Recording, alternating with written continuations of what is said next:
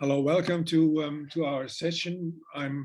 We're speaking from different places in the world right now to you in Philadelphia. We have Bettina, who is joining us from Münster, Westphalia, in the west of Germany. We have Michelle Berman. I will go through the affiliations in a second. From Glasgow in Scotland, we have Norbert Leonhard Meyer from beautiful Vienna in Austria, and myself, I am joining from Berlin in Germany.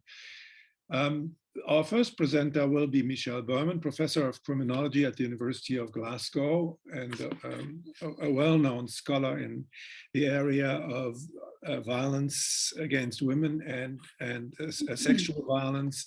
Then we have Bettina Fleider, who's a professor at the medical faculty of the University of Münster, and she has held many positions in the area of protecting women from violence and taking care of women's issues at the World Health Organization, the United Nations, and elsewhere. And Norbert is in Vienna. He's a younger person, so you have someone nice to look at, and if you don't want to look at me. And he is a senior researcher at the Vienna Institute for Societal Security. And I myself, Jarmo is not here, he is in Finland. He wrote to us yesterday that he is in the north of Finland, where they have lots of bears and wolves, but no Wi-Fi, so he cannot join us. But I have his presentation, and I will present his talk. And I'm professor of criminology at the Police University of Germany, also in Münster, Westphalia, but I'm sitting in Berlin in my home office. So that's the persons who you are seeing. And so without further ado, I'll hand over to Michelle. Michelle, please.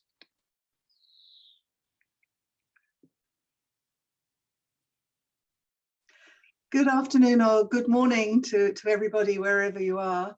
I'm going to kick off the discussion this morning by explaining briefly about the Improdova project, the consortium funded by Horizon 2020, the European Commission program that all of us are involved in. So this is really an introductory session to let you know a bit more about the project, some of its aims and objectives, and some of the key emergent findings.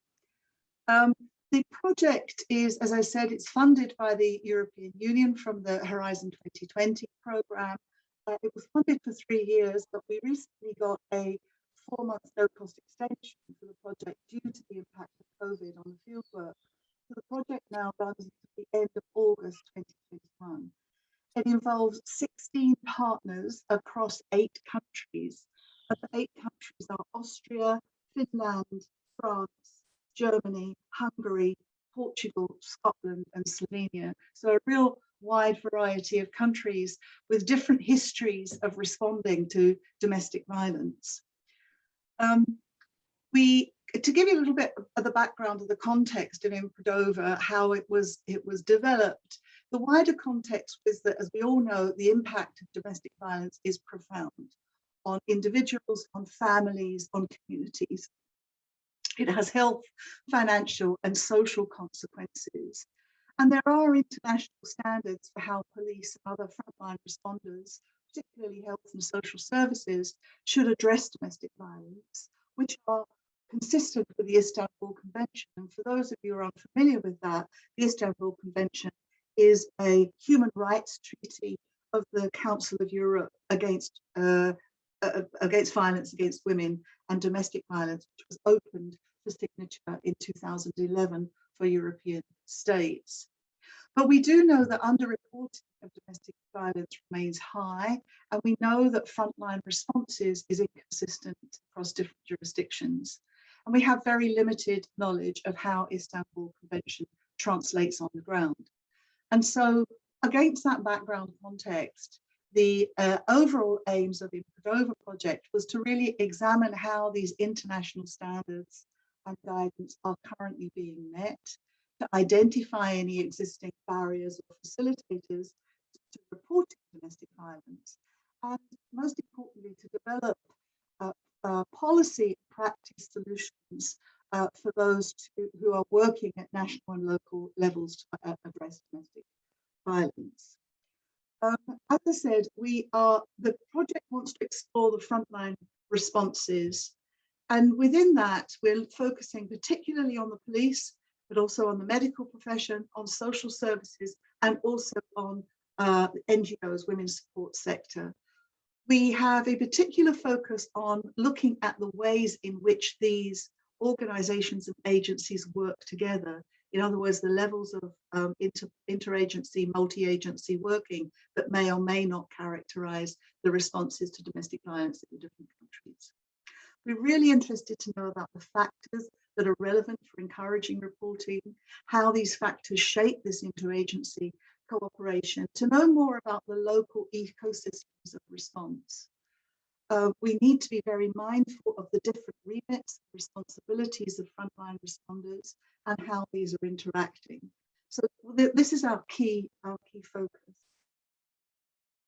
In terms of the research questions and methods that we're looking at, we're very much focused on understanding the differences and similarities in terms of the definitions of domestic violence that are in each country, and alongside that, the different legal and evidential requirements.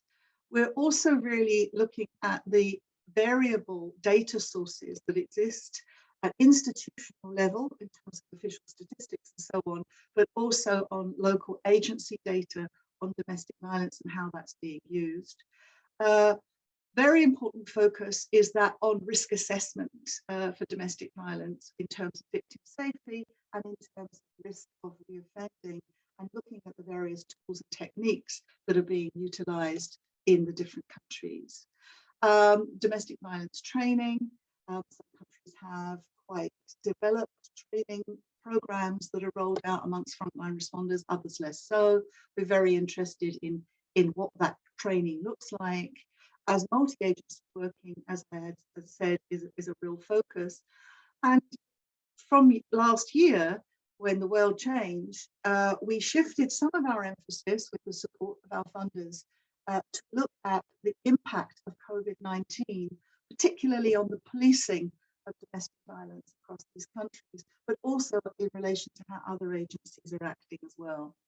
We're utilizing multi-methods in research, interviews, documentary analysis, secondary analysis, to have a kind of very comprehensive look at the frontline responses in each of these jurisdictions.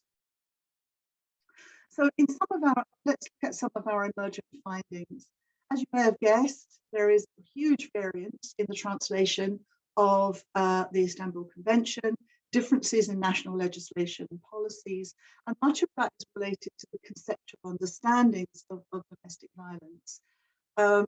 This conceptual understandings is very important because that underpins the legislation, it underpins policies and training.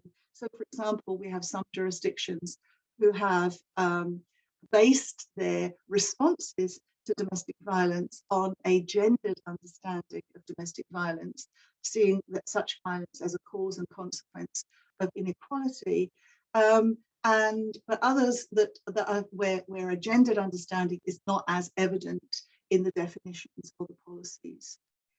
The data on domestic violence is hugely variable. The definitions define the data collection processes, and that makes the comparisons both within and across countries quite a complex issue. And this is an area which we're focusing on in quite a lot of depth in our current work. Risk assessment, again, huge variance in terms of the actuarial tools used, or as opposed to professional judgment or a gut feeling, and combinations of those. And we have also seen a wide variety of domestic violence related training of professionals, and where some are having, as I said earlier, quite comprehensive programs and others more patchy programs. And my colleague Bettina is going to talk in much more detail next around some of the training resources that we have produced as a result of the research that we've been doing.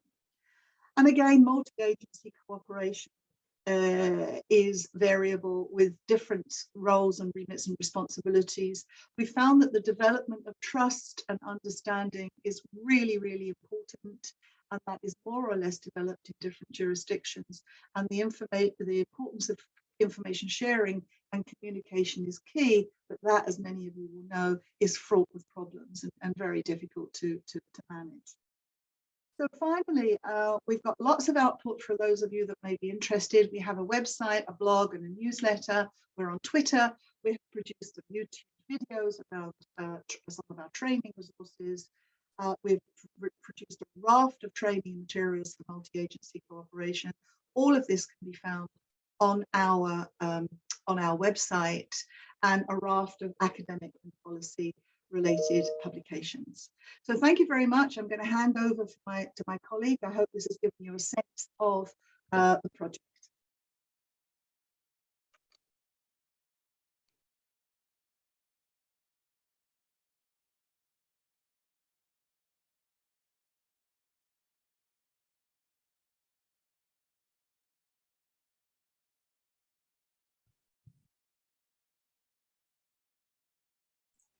So, good morning and good afternoon, depending where you are currently residing, from my side as well. And it is my pleasure to really present the work we have been doing in this project in designing training formats and material with the goal to enhance inter-organizational cooperation. The objective was, like you heard before from Michelle, to develop new training formats for students at med school, police, universities, and practitioners. And I think that is really something unique, that we basically bring everyone on the table to learn more about the various aspects of domestic violence. Because what we realized from looking at our research, that these trainings need not only to be available to those at the institutional level, but to those being involved with the day-to-day frontline responses. And the overall goal is to really improve frontline responders' capacities and competencies to prevent, investigate, and mitigate high-impact domestic violence. And this training platform I'm introducing to you now was drafted and actually was just evaluated, since, as we learned from the evaluation, the best tools may greatly important from the scientific aspect, but it may not serve the practical needs. So what were the goals of our project? The training formats and materials were designed to optimize, like I said, frontline strategies by providing scenario-based trainings, material for workshops and courses for medical students, and educational videos tailored to the various frontline responders. And last but not least, guidelines to enhance frontline officers' cooperation across different professions, since, as you heard before, there is often a lack of mutual understanding and different terminology, and actually even different goals when to talk and tackle domestic violence cases. And so we felt it's very important to provide new guidelines and also tools to facilitate that. So what were the phases we actually went through to, at the end, getting this platform? Well, as you heard before, we did some research to determine the status quo, what's known about guidelines, legislation, risk assessment procedures, case documentation, and cooperation. In the next step, we actually talked to the different frontline responders from different professions, and they were not only from one sector, but we included interview partners from the health sector, police, and the social sectors in 8 European countries. And this actually was phasing into innovative solutions to tackle domestic violence. And we did this by development and a training platform. Then we also in the process of creating a national response platform, which is currently evaluated by the Slovenian police. And then at the very end, there will be a handbook where all the results which had been got in this project will be published to the public. So the training platform we designed, this is the main page. If you go there, if you type in training in Cordova.eu, you get this picture, and it starts with a video which gives you an overview about violence from different angles of view. And then you can go to the different pillars: police, health sector, and social sector. You just go there and click, and this brings you to the specially tailored pages, material, and cases which are relevant for the different frontline responders. So it's really tailored and unique in that sense that we have all materials at one platform, and actually people being interested to know more about the other sector can just go and look at the same materials in the health sector. So what can you find if you go to this training platform? You see some explanatory videos. You can learn from best practices. We have a lot of case studies. As I told you before, we have scenario-based learning, presentations, we have quizzes. So you can check what you remembered, what you know. You can read and then redo the quiz and so on. We have risk assessment tools. We have an introduction section, which gives you a very brief overview what's relevant. But if you want to know more, of course, you have to go to specialized modules later. Then we have a data and statistics section. We have research information, expert interviews, facts and facts and links and so on. So it's really comprehensive, and a lot of work went to it from the various partners in this project. So we decided to organize it in a modular structure. So like we have 7 modules. The first module introduces the forms and dynamic of domestic violence. Then it is followed by indicators. Then you see what is important when you communicate in cases of domestic violence. Like this is special part for the medical sector. You see how do you do the medical assessment of potential victims or victims, and how do you secure evidence which is court proof. Then we have the risk assessment and safety planning module. We have the international standards and legal frameworks in Europe module. And then, of course, very important, we introduce principle of inter-organizational cooperation and how this is well done in multi-professional teams and what is needed to make this successful. This is followed by data and statistics. And like I said, we have training materials tailored to each sector. So we in the moment in the pillar for the medical sectors. It's very important to know that the platform is a living document. That means new content is just added every time. So we just 2 weeks ago added 3 new content. One is domestic violence in the media, domestic violence in times of COVID-19, and actually information tailored to school teachers, because it turned out when we got the evaluation back that a lot of people felt that the schools should be more involved and that we have to train school teachers as well, because they are also important frontline responders. Then we have 2 medical student courses based on the German training platform. So I just piloted this is in my medical school. And we just currently working of 2 new content, and I'm sharing 2 examples with you. One is the violence against women prevalence estimates from 2018, published by the WHO just at the 8th of March, and this will go into data and statistics. And also, we're currently preparing a special sector of domestic violence on maternal health.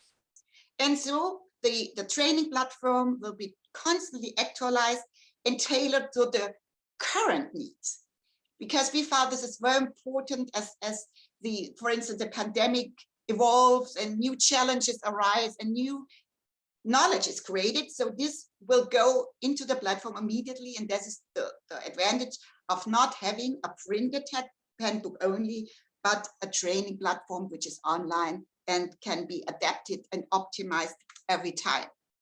So I'm starting now with the data and statistics in this section, and actually it just shows the partner countries of where the partners come from. And what you can do, you just can go to, you know, if you want to get most actual data, for instance, in Germany, you just go there, click on the flag and or the Finnish flag or the Austrian flag, and then you get all the relevant data and statistics for this particular country. And now we just come to the update I'm just talking and telling you about. And like I said, about 2 weeks ago, the WHO, on behalf of the UN Interagency Working Group on Violence Against Women, published this brand new document, Violence Against Women Prevalence. And it's very, very interesting, important document, because actually 161 countries published data on girls and women 15 years and older on interpersonal violence. And these are actually the first comparable estimates across countries.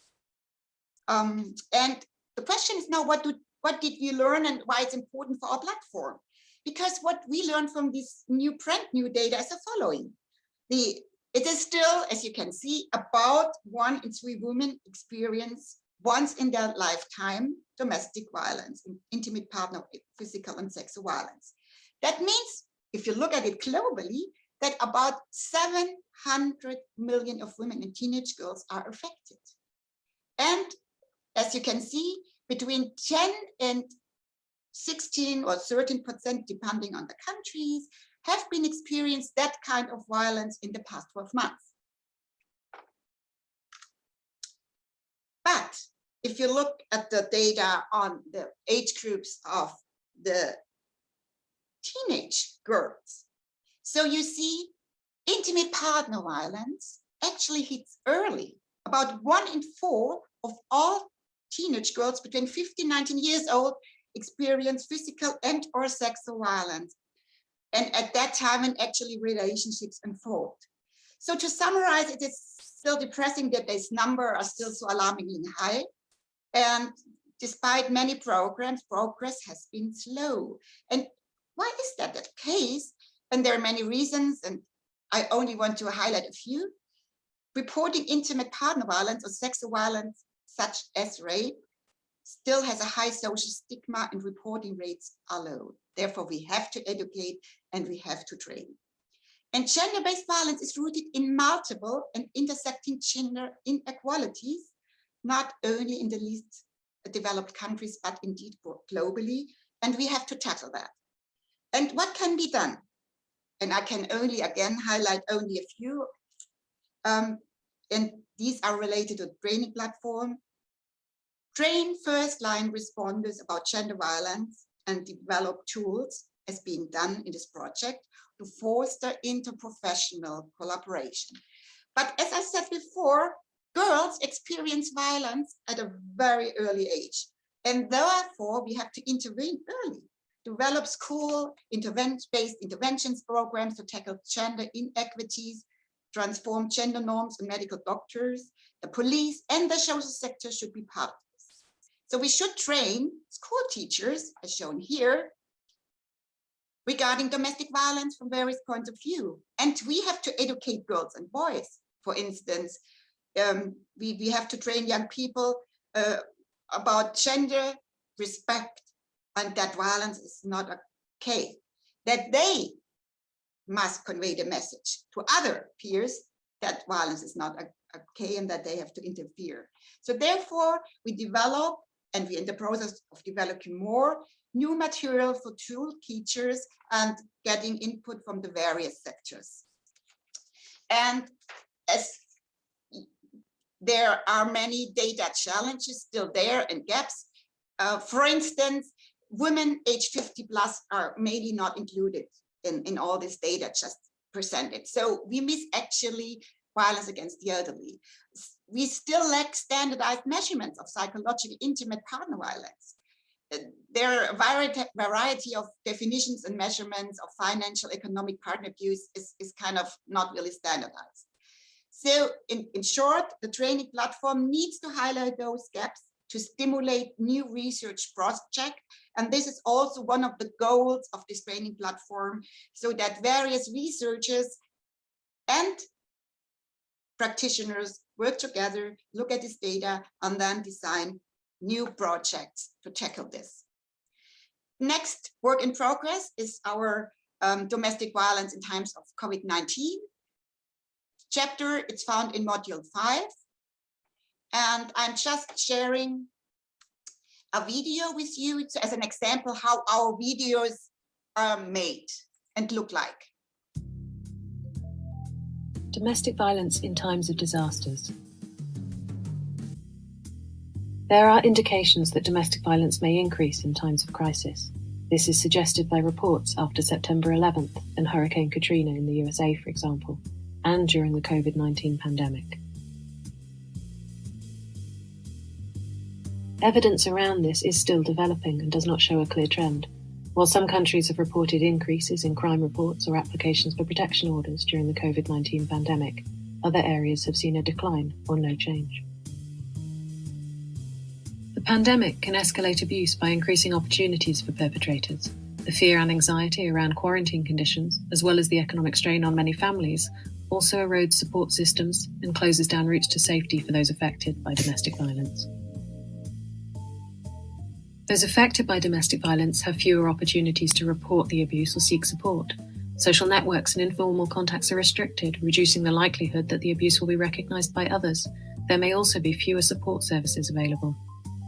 The pandemic may mean schools and childcare facilities are closed, or that people are worried about accessing medical care, preventing these being routes whereby domestic violence could be recognised or support provided. Frontline responders should support those affected by domestic violence with safety planning. Isolation is a tactic already used by perpetrators. There are helplines and organisations available if the person is able to contact them safely from home. Continuous presence of the perpetrator may mean that making a phone call is very dangerous for a person affected by domestic violence. Services such as text or online chat available 24 hours a day may help those affected by domestic violence to access support more safely.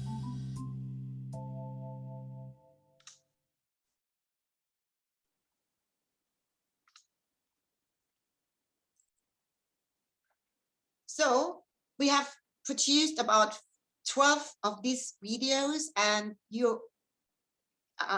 please, we invite you to go to our platform and check these out. The last example I want to share with you is what makes violence escalate. And like I said, it's one of our current work in progress in the medical sector regarding maternal health.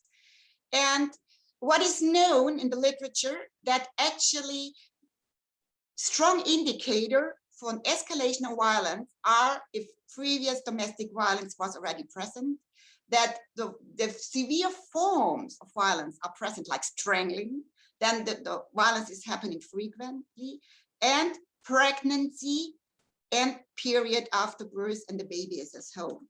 And what happens? Because of the pandemic, substance abuse is increasing, mental health issues are increasing, social isolation is increasing, financial stress is increasing. And of course, that also means that this all have a negative impact on pregnant women or women just gave birth, and they are at high risk for escalation of violence. And the challenges is basically if you want to have face-to-face antenatal consultation, that the hospitals really impose high restrictions. So you need a negative COVID test, there's a mask policies. So many pregnant women actually are hesitant to go there. Then some of the pregnant women or just women just who gave birth miss appointments because they're afraid that they get infected, or because actually domestic violence is already present and they don't want to come. And different physicians may treat them every time because physicians are just transferred to different wards or do different tasks because of the pandemic.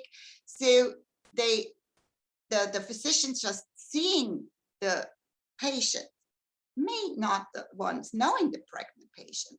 So there is really no trust established. And as a consequence, the well-being of mothers and infants may be affected, their high blood pressure incidence.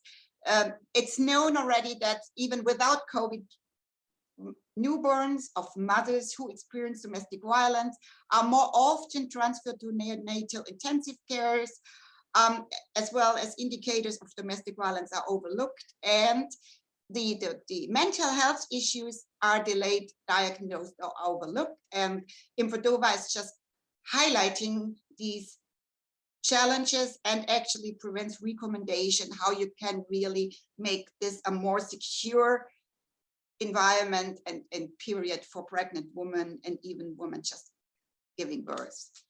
To summarize, the English platform really gives a good overview on the European level and the corresponding policies. But what we learned, and also from the evaluation, it does not necessarily reflect the national and local context and the reference frameworks.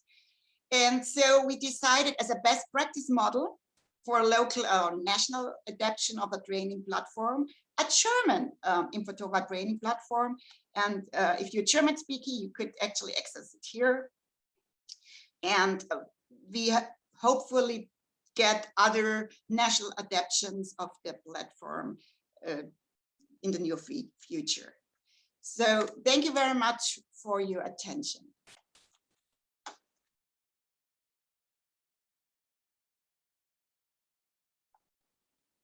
So I hand over to Nabat. Yes, thank you, Bettina. I will share my screen. I hope it is shared now. Let me just start this presentation. Hold on.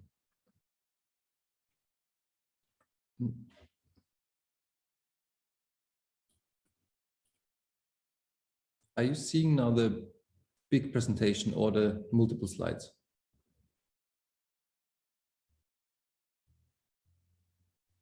We're seeing a It's been large there. black circle. Oh, It's okay. back. Now it's there, but can you move it a little to the left? Let me try this again. Maybe let's try this one. And This is much better. yes, okay.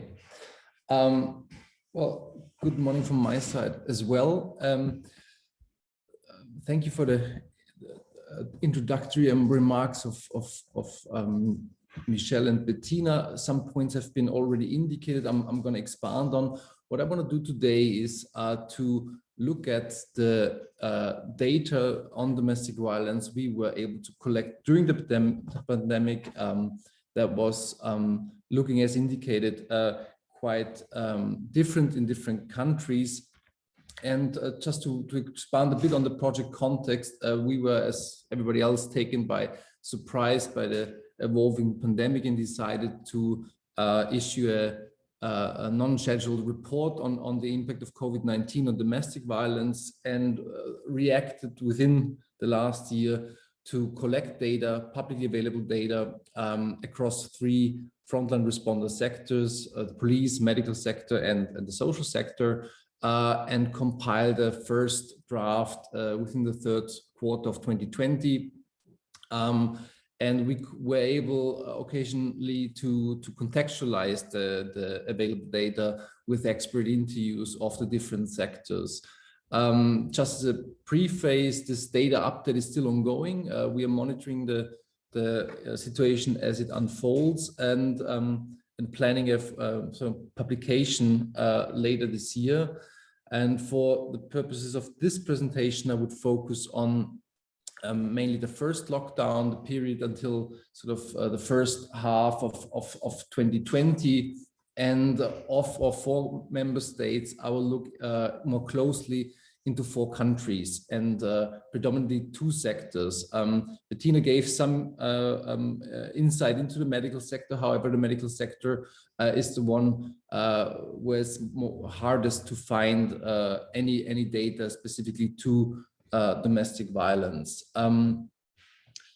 I will walk you briefly through this presentation, and to start off, we all had, and different actors had very clear, to some degree, alarmist expectations at the onset of the pandemic. I will walk through these. We'll look into the different data sources available and provide some context, how they provide us what kind of insight into domestic violence or the police or public response to it. And again, we will look into 4 countries. It is not a really cross-national comparison in a academic sense. It's more a comparative exploration. We have sort of a mosaic of different trends. We will try to contextualize as much as possible. And as I walk through those countries, I would ask you to keep in mind sort of three approaches to look at this data, and whereas how far we can explain this different data as merely statistical artifacts, resulting from different ways of classification, of quantification, and more far-reaching, whereas this different and heterogeneous data gives indications of delayed reporting. This plays into a sort of a larger thesis of that lockdown basically stabilizes methods of coercive control, and some estimates suggesting that actually the high risk situation for erupting violence is moments of leaving, and these might be postponed. So we might have to still expect, or somewhere have observed the increases later on rather than during the first period of the lockdown. And to provide some more context for understanding of the national specific data, to in how far the impact of socio-legal and sector-specific organizational aspects affect reporting. One aspect is to look for differences, but the other thing is where we actually do not see differences and where there is clear trends across all countries. It has been indicated also in Bettina's video before, the expectations were rather clear how not just COVID-19, but its public response to it, the lockdown measures, affected the risk factors for perpetrators, economic insecurity, stress, substance abuse, so enhancing existing known factors affecting violence, the vulnerabilities of victims, the isolation, the reduction of opportunities to leave, the higher visibility if leaving occurs, and the expansion and higher risk of child victims. And correspondingly to perpetrators and victims, the sort of the individual level, looking at the organizational level, the availability of frontline responder services, which had, as already mentioned, restricted access or limited availability, offices closed, resources strained, predominantly police and the medical services, and just a shift in overall priorities towards the monitoring and responding to the pandemic, as well as the delay of existing or new cases. And as on a more societal level, of course, the sort of the breakdown of the overall social infrastructure from schools and social networks that usually are helpful in detecting or intervening, providing support to persons affected. So against all these potential factors, where would we look? And the corresponding statistics for the predictions, if you want, for the prevalence of domestic violence rising would be to look towards restraining orders, to emergency calls, to police. Another fear was for the increase of severity of these cases. So to look into crime reports, whether the makeup of the types of crimes committed has changed, and a decrease in cases to demonstrate or to see the reduction of services or the reduction of access to services. And it is, I think, important to keep in mind all this unfolds against the overall stark decline of reported crime in general across all partner countries. Austria's, for example, seen a decline of around 40% of reported crime, street crime, etc., during lockdown. So while we have this general huge downward trend, what happens in the context of domestic violence? When looking for domestic violence in public statistics, usually these data sources are not available in all countries. Some countries are very elaborate at this point to identify the share of calls, for example, that occur in a domestic context, while other countries do not make these distinctions and have this not available for analysis. So we would look for emergency calls to police, crime reports in general, restraining orders as a measure of police response, and as far as present, where the sort of the makeup of police allows, where how the internal referrals have changed, if there's specialized DV units like in Scotland. We have limited evidence for the further processing in the criminal justice system regarding pretrial detention. This is for severe offenses or risk of flight and so forth, repeat offenders, as well as court cases and court decisions. Of course, with the usual length of court decision, this is only emerging.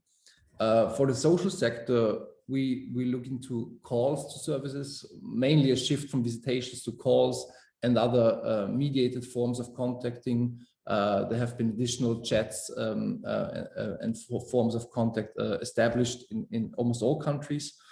And to distinguish between already existing cases and newly recorded cases in this period. Besides contacts to victim services, specifically referrals to women's shelters. For the medical sector, what we wanted to have to look at would have been the identification of DV cases, mainly through A&D admissions or OB/GYN units, and where present specialized victim services within hospitals. This is something not present in all countries. However, data during COVID, but even before COVID, is here largely not available in the medical field.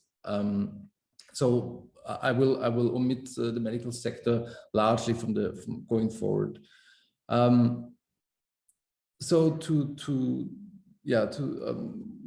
keep in mind this, so we have a very limited ways of comparing different countries. We have 3 different sectors, so between the sectors and between the countries, as well as across time, whether we look at lockdown 1, 2, or going forward 3.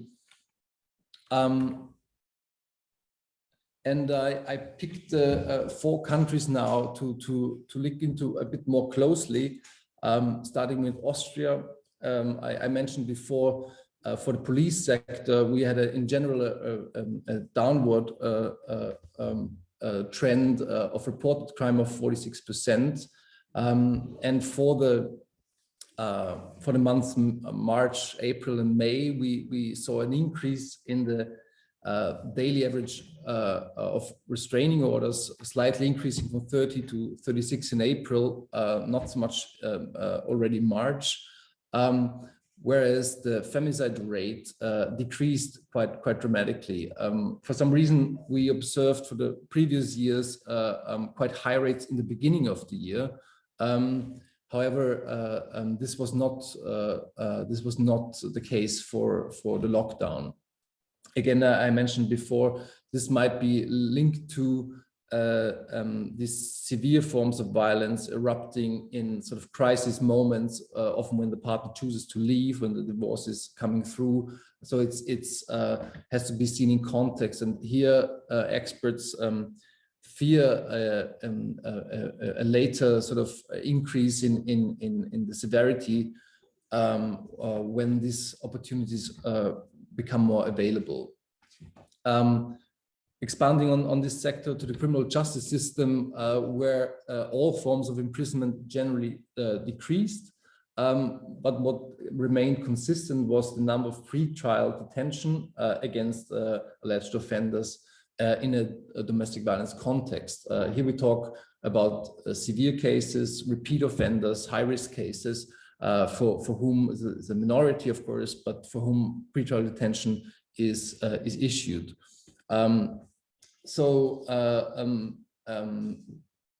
Police was not hesitant or the prosecutors were not hesitant to issue pre-trial detention in severe cases. For the social sector, and this we will see in all countries, we had a dramatic increase in calls to victim services, with the same time lower than average demand for shelter places.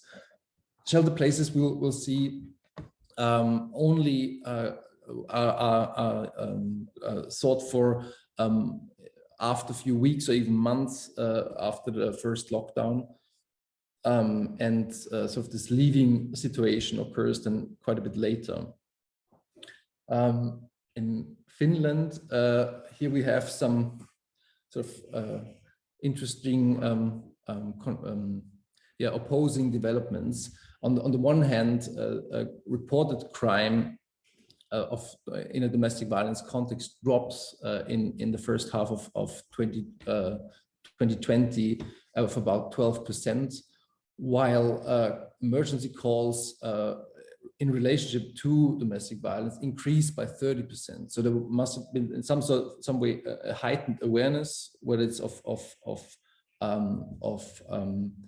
partners or of neighbors that issued calls. However, the decision of the response of police was not this was not reflected in additional reports or restraining orders.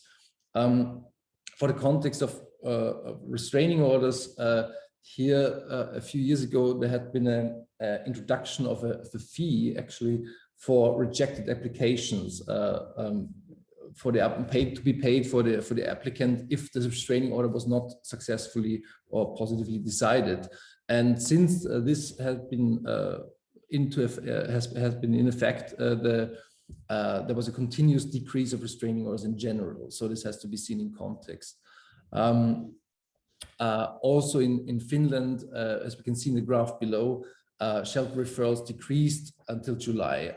The graph shows the availability of places in shelters, where we see the 2020 line between orange line between March and July having a higher capacity, and then only after July it goes below the available places in 2019.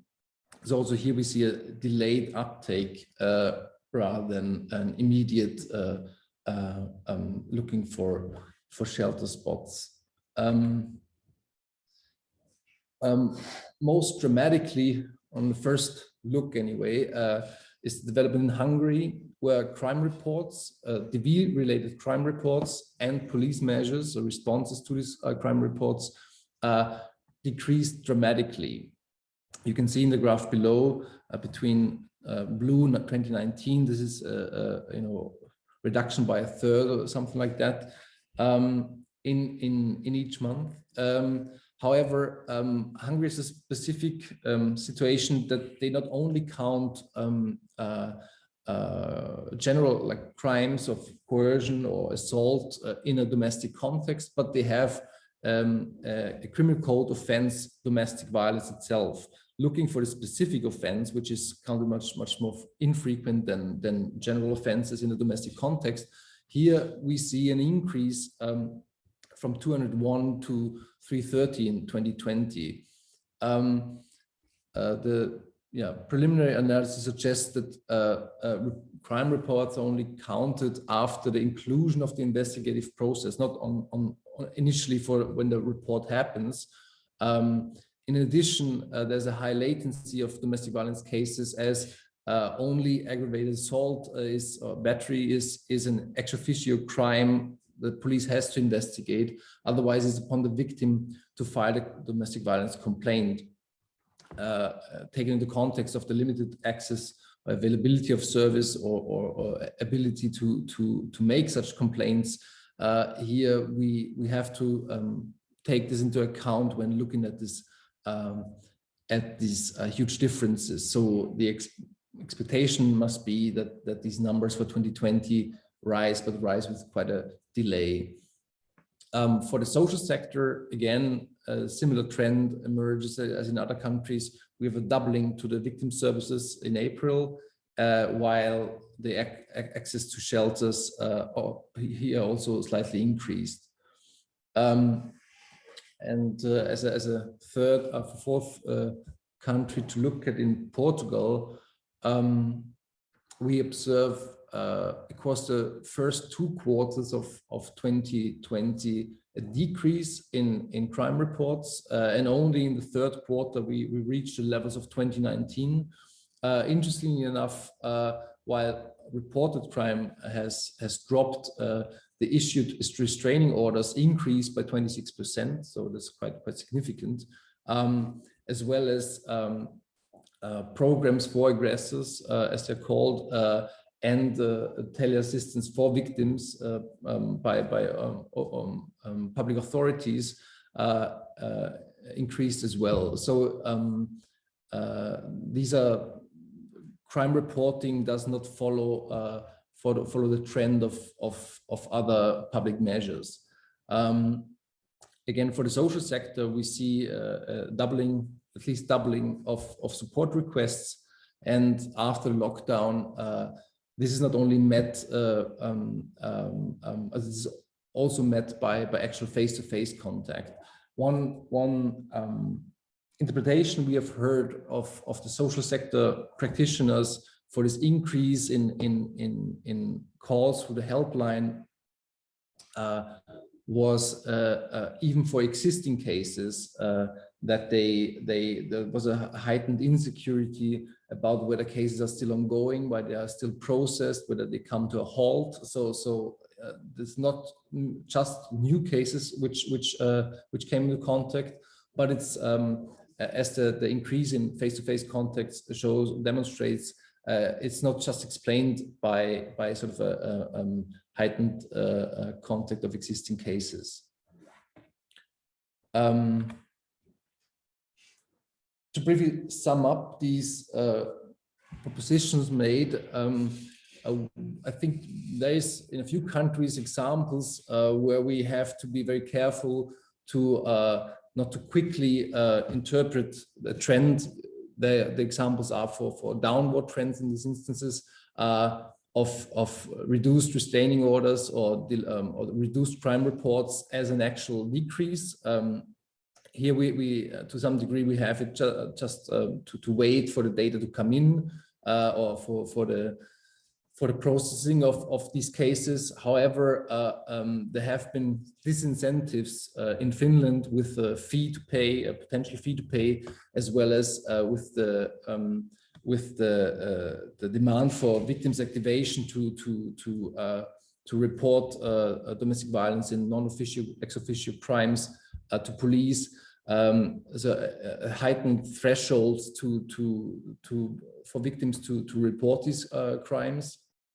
And I think something we've seen for police, but also for the shelters predominantly, is this delayed uptake of services. The increase in restraining orders, it doesn't happen within March, but rather in April or May.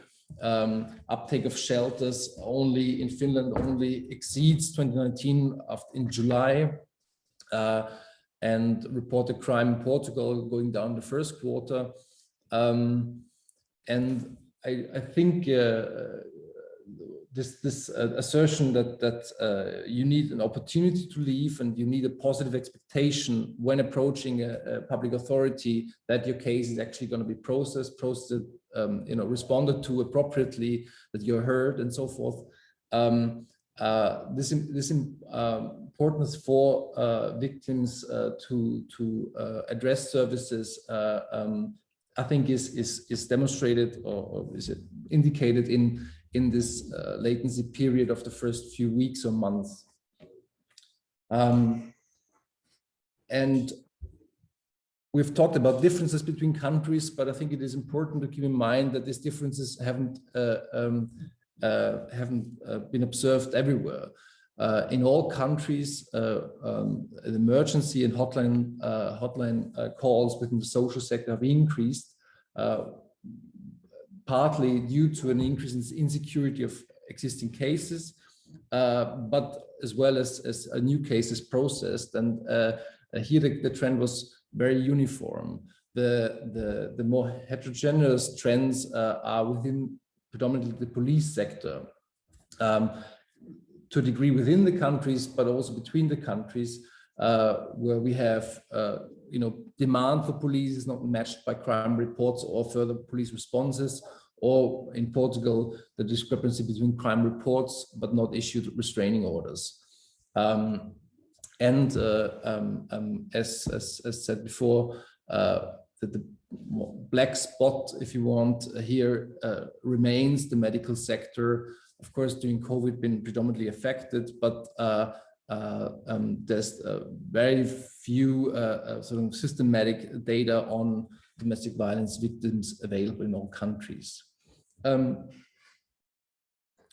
This sort of was this first, step and dive into the available data. What we are at the moment planning to do is to complete the data for at least 2020 and going forward. We'll have to look into, I think, predominantly the police sector, how the police organization, affects reporting, how the availability of specialist hotlines, but also units affect reporting of victims. On a more large scale, we should look into trust in police, trust in services, as explanatory factor to these country differences, where we have a more positive view of the police and where there's more distrust in the population. And as the year concluded, the first year of COVID, to look into seasonal trends as they are usually observed in reporting and incidence prevalence. Since we only concluded the year now of the first year of COVID, how these might have affected the different rates across time. Thank you.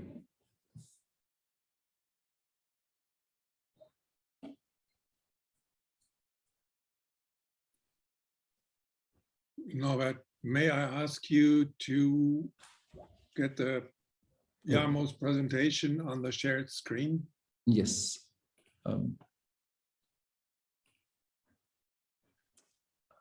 While Norbert is doing this, and I trust that he will be able to upload the presentation of our colleague from Finland, who's now with the Wolves and the Bears, hopefully alive. I will go through Jarmo's senior researcher at the Police University College in Finland, Jarmo's presentation, and as we have some time left, I'll try to cut this, to make this brief, because first of all, Jarmo and Michel have compiled the conclusion and the recommendations from the lockdown COVID-19 research that we did last year. And so this presentation, Jarmo's presentation, is largely based on that paper and on that research. Next slide, please, Nora.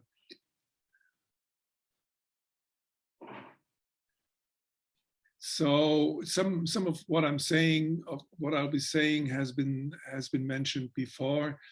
The minimal social contacts that were introduced during the lockdown were, of course, an effective strategy to prevent the spreading. And that's why the governments had to impose these restrictions on normal behavior and movement. And we are going, in Germany, we're going through the third wave now with the discussion whether there will be an immediate lockdown over Easter holidays or not. This is still controversial. But regardless, these regulations, the lockdown regulation, the quarantine regulations have created social isolation, and they have impeded the service delivery and the economic activities. They had an influence on individual actions, as we all know, and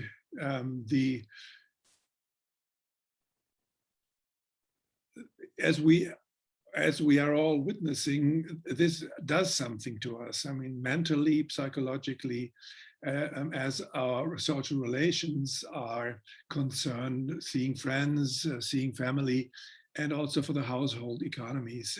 There is, of course, differential impact here, but particularly on, it has been shown in research that the death rates and the infection rates have a clear connection to social status, meaning that impoverished persons, people living in poor areas, people living under severe restraints, economic restraints, are affected more heavily.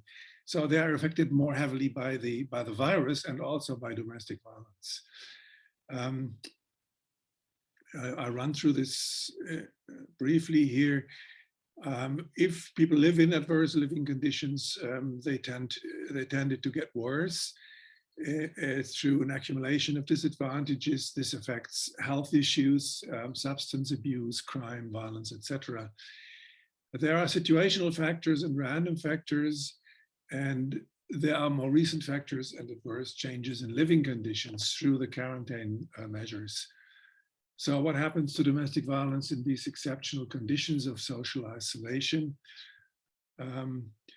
It affects victims because they have less access to services and support. And this means, for example, support by neighbors, by friends, by family in countries where congregations of more than 2 or 3 or 4 persons were not allowed. Of course, this affects the communication even with close family, to tell them about victimization and to ask for help.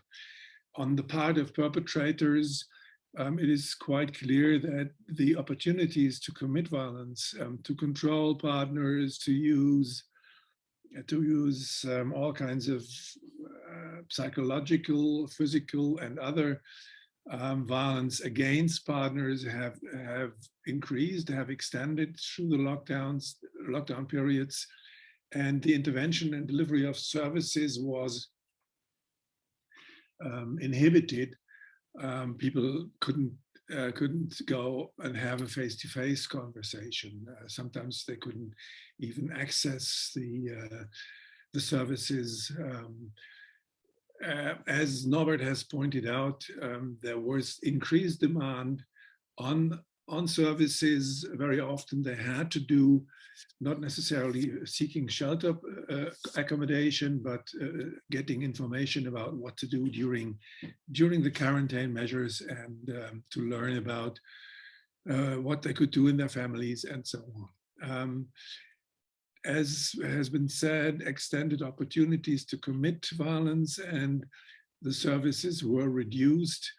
Normal working methods, which are very often contacting victims, going to residences, or inviting women to the services, to the bureaus, to the agencies, have been cut down or reduced to minimal possibilities, opportunities. Next one, please, Norbert. That we have been going through this. There were more house calls in some countries, new cases emerging, and old cases becoming more serious. In particular, psychological forms of violence have increased. The example is France here, and the violence by partners and towards children have increased in Finland. And while the violence by ex-partners has decreased in Finland for reasons that are not entirely clear, some may have to do again with the restrictions on mobility. The criminal justice system, in some countries, by the way, because of the pandemic and the quarantine regulations, the use of electronic processing has increased. I think Austria is an example for that. So, and this is something that has had an effect on the speed with which complaints or cries for help were processed. So this is something that may affect the process, the criminal justice processing of domestic violence in the future. But physical face-to-face services have decreased. The number of shelter clients have decreased. The demand for shelter placement, as we have heard already, has gone down.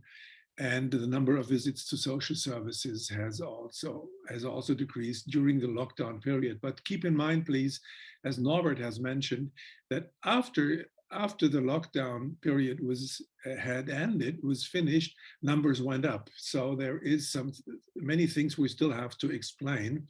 But some of the things that Norbert has mentioned make sense in that during the lockdown period, particularly females who wanted to leave did not leave because they could not.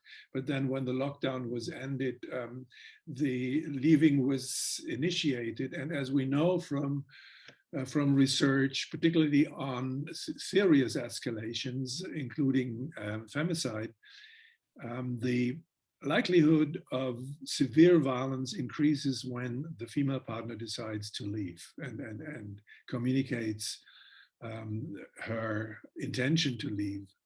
So we heard that hotline, helpline, and chat services have increased. One should mention that some innovative measures were introduced that may persist after we have survived the pandemic. What should be mentioned is that the hardest impact was on vulnerable groups like immigrants, asylum seekers, children, the elderly, and the disabled. As has been mentioned, people avoid visiting emergency facilities in the hospitals for fear of being infected. And there was, of course, in the medical service, a focus on COVID-19 patients, and it may have led to a neglect of domestic violence, taking care of domestic violence cases. There is a double burden for women here, of course, because they have to take care of the family at home and take care of victims in society or in the cities. That is, however, not untypical for patriarchy and gender division societies, that there is a double burden. But it has been more dramatic during the lockdowns. Police have policy measures. There have been financial assistance schemes in Scotland and Austria. There were awareness campaigns in all countries. Where the effects have not yet been evaluated, but there have been poster campaigns or media campaigns. And as I have mentioned before, innovative service settings, for example, that you could leave a code word at pharmacies or supermarkets, also in Germany, which then alerted to the occurrence of domestic violence. And so the pharmacists or the supermarket managers could actually inform police that some domestic violence was occurring. And there was, of course, innovative ideas in online access in all countries. I think we're coming to the close here, so we still have 5 minutes for questions. Recommendations from Michel's and Jarmo's paper. Work was fed by all partners from all 8 countries into this report that was presented to the European Union in November. But however, Jarmo and Michel have put together recommendations. Number 1 is targeting resources to ensure that victims have access to high quality services and support, and that their safety is prioritized.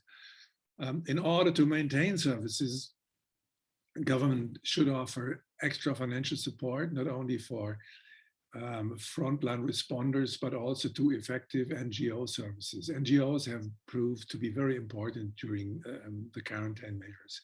Next one. It is important to maintain the contacts with clients and the victims and suspected perpetrators. And therefore, because of what has been mentioned before by our panelists, because the lockdown, the isolation in the family created more opportunities for controls on the perpetrator's side, channels for secure communication must be created. As we see right now, COVID-19 is not over and new lockdowns are imminent in some countries. Vulnerable and individuals and immigrants with cultural and language deficiencies need special services. They have to be introduced in some cases, and they have to be maintained. I think that's the last one. Yes, public campaigns, awareness raising initiatives that provide accurate information about the circumstances, the effects, and the availability of offline and online services should be established and available in a range of languages, all of our societies, and that includes Finland. And we may think because it is the north and remote, but they have large numbers of people coming to Finland from other countries. And so therefore these services have to be provided in a range of languages and interpreter services. Is there another one, Norbert? I guess, Norbert, is there another slide, or are we done? This is the last slide. The last one. So thank you very much for listening. Thanks to my colleagues, and thanks to Marsha, who has led us through this digital experience of communication. Done very well. Thank you from all of us. And I haven't seen any no comments aside from the ones we have already answered. So we might as well close. No, we have Wait. one question. Wait, hang on. There'll be others. Go ahead.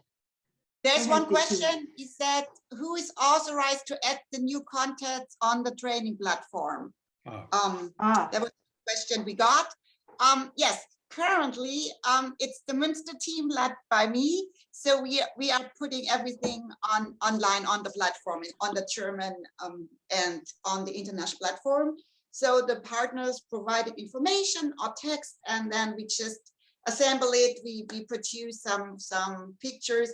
Actually, the Münster team made all the videos, and with support from the Scottish team who lent the beautiful voices to the international training videos. And so it's that currently we're doing that, but the dream is, or what we actually envision is that the other partners get some funds, or some other countries might be interested to fund a national adaptation of the platform. So basically the materials freely available, and we're happy to provide them if there's any interest, or give the source code to, to translate them and to use them. So please get in touch with us. Thank you. That was the only question we have had, and so thanks for answering, Bettina. And I think you can still get into contact with us through the information available on WOVA, and please do so if you have any questions. And we are looking forward to meet you in person, hopefully next time, somewhere in the world. We wish you well, and please keep safe and healthy and continue the good work. Thank you very much, everyone. Thank you. Thank you all. Take care. Be safe. Thank you. Bye-bye. Bye. Bye-bye. Bye. Bye. Bye. Bye.